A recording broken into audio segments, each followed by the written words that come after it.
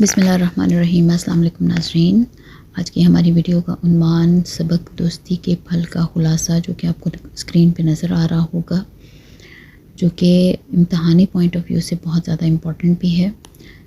کسی جنگل میں ایک درخت پر ایک کبوتر اور کبوتری رہتے تھے۔ وہ امن و چین کی زندگی بسر کر رہے تھے۔ ایک روز کبوتری نے انڈے دیے، اس کو ان کی فکر لاحق ہو گئی۔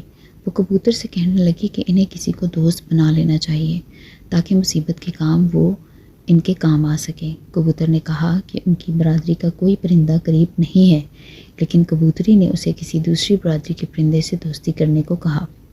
کبوتر کو گدھوں کا خیال آیا تو کبوتری نے اسے ان سے دوستی کرنے کا کہا۔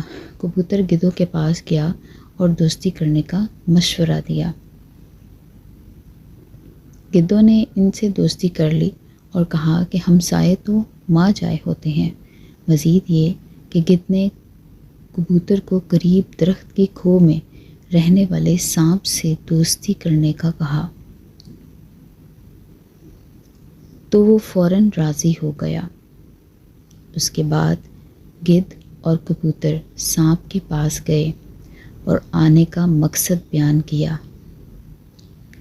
سانپ نے کہا کہ دوستی میں تو سب کچھ قربان کرنا پڑتا ہے۔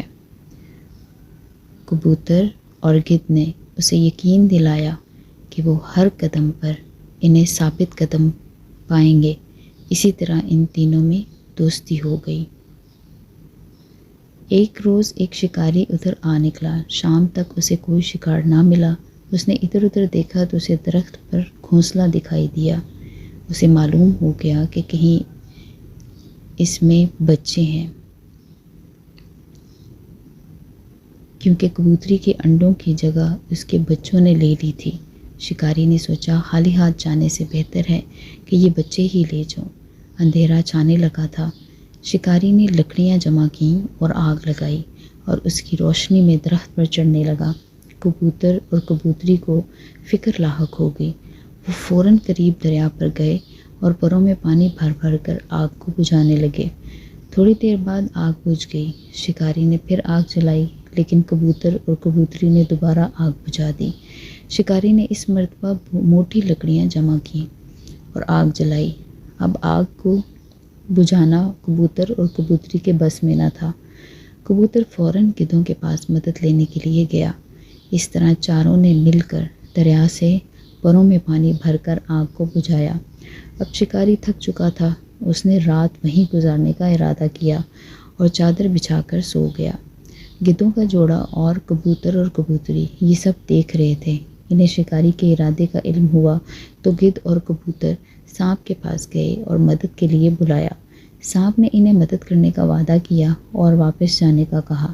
صبح تک شکاری نیند پوری کر کے اٹھ چکا تھا اور سامان باندھنے کے بعد درخت کی طرف بڑھا، لیکن درخت کے گرد لپٹے سانپ کو دیکھ کر وہ ایسا بھاگا کہ آج تک اس کا معلوم نہ ہوا۔ اس دن سے کبوتر اور کبوتری امن و چین کی زندگی گزار رہے ہیں۔ آج بھی لوگ امن و سکون کے پیغام کے لیے کبوتر کی مثال دیتے ہیں۔ امید کرتی ہوں ناظرین آپ کو ہماری ویڈیو پسند آئی ہوگی۔ اس خلاصے کو ضرور یاد کر لیجیے گا، کیونکہ امتحانی نقطہ نظر سے یہ بہت زیادہ امپورٹنٹ ہے۔ نیکسٹ ویڈیو تک کے لیے اللہ حافظ۔